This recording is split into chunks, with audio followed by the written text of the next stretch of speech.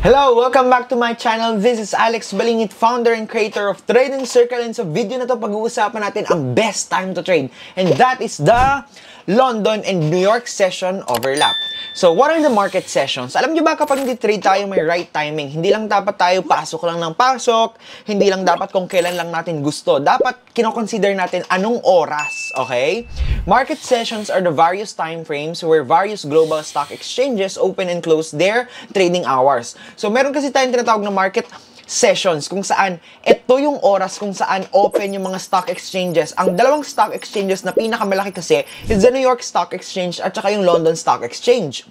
So, ngayon, kapag nagsabay yung dalawang stock exchanges na yun na globally pinakamalaki sa mundo, doon ngayon pinaka-active yung market. That's why we need to consider those hours kapag nagtitrade tayo as a retail trader. These market sessions often cause volatility in the market. Why? Simply because a lot of traders are trading during that hour or those hours. So that just means na volatile si market.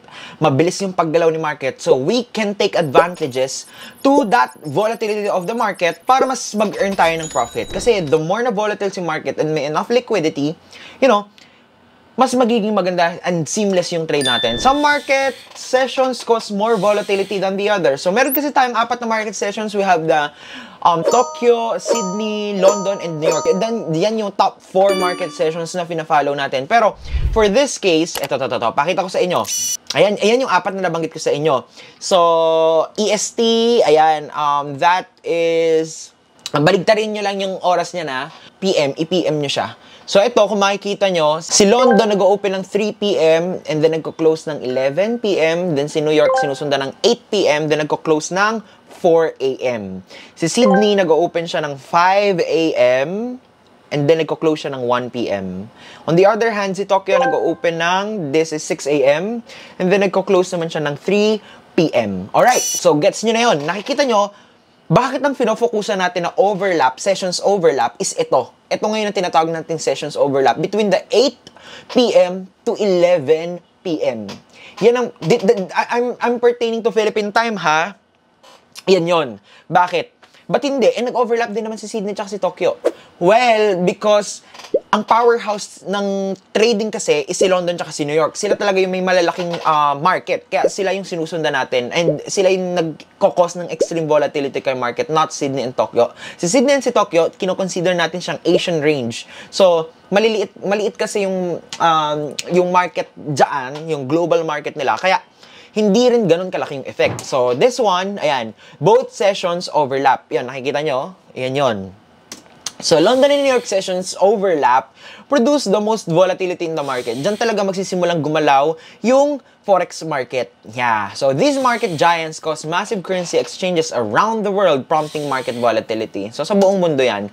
So, ito, nangyayari nga, katulad ng sabi ko, yung London and New York session overlap occurs at 8 p.m. hanggang 12 a.m.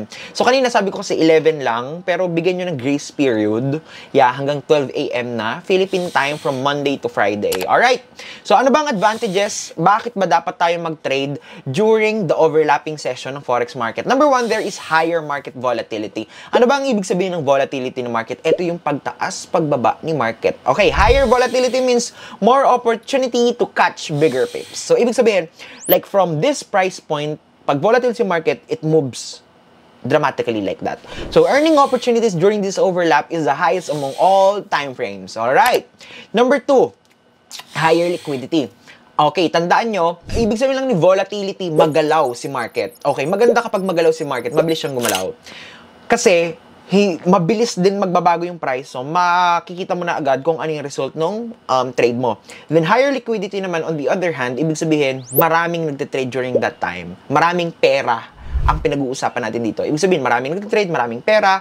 Liquidity is all about money. So, as investors and traders are active during the overlap, the exchange of currencies can be executed quickly without interruption. So, kasi kapag walang liquidity ang market, hindi ka makakapag-trade kasi there is no enough available money in the market during that time. So, yun ang ibig sabihin nun. So, kapag may enough liquidity sa market, this prevents slippage from happening. So, ibig sabihin lang ng liquidity. For example, I always compare it selling to a pen or a pencil tsaka selling a house. So, alin ang mas liquid? Mas liquid po si pencil. Ibig sabihin, yung turnover ng pera doon, mabilis. Yun lang ang ibig sabihin nun. So, binibigyan ko lang kayo ng example para mas maintindihan nyo yung term na liquidity at paano siya nakaka-affect kay market. And then, faster trading time. So, as the market moves quickly, your take profit and stop loss can be taken out easily. So, yun nga, kagulong sabi ko, mabilis nyo na makikita what's the result of your trade, yung pinaka-trade mo. Kasi, pag mabilis yung galaw ni market, okay, either mabilis ka rin may stop loss, mabilis ka rin naman mag-take profit. You know, so yun, this allows you to finish your trading session more quickly. So, what is your favorite market session? Do you trade during the London, the New York, the Tokyo, or Sydney? So, for this video, I gave you the insight kung bakit maganda si overlapping session. And I hope, okay, lalo na especially yung mga employee dyan, sabihin natin nakauwi na kayo ng 5 p.m. Okay, yun na, bigyan natin ng grace period siya. 5 p.m. kayo nakauwi. So, nakita nyo, the market session, the overlapping session starts during 8 p.m. and it ends until 12 a.m. So, don't, you know, wag na kayong magbigay ng scapegoat sa sarili niya na, I don't have enough time to do this. So, you know, parang ang ganda nga ng pagkakataon na to sa Philippine time na after work, tsaka doon pala volatile si market. So, we can take advantage of that. Thank you so much for listening. Kung may tanong ka, comment your question there below this video. Kung gusto mo naman intensive training, click mo naman yung free training ko sa description below. And kung nagustuhan mo yung video na ko na to, please leave a like, subscribe, and share mo rin sa ibang mga gusto mong mabahagian ng panibagong knowledge na to. And thank you for your time watching this video and see you sa panibagong video na i-upload ko soon.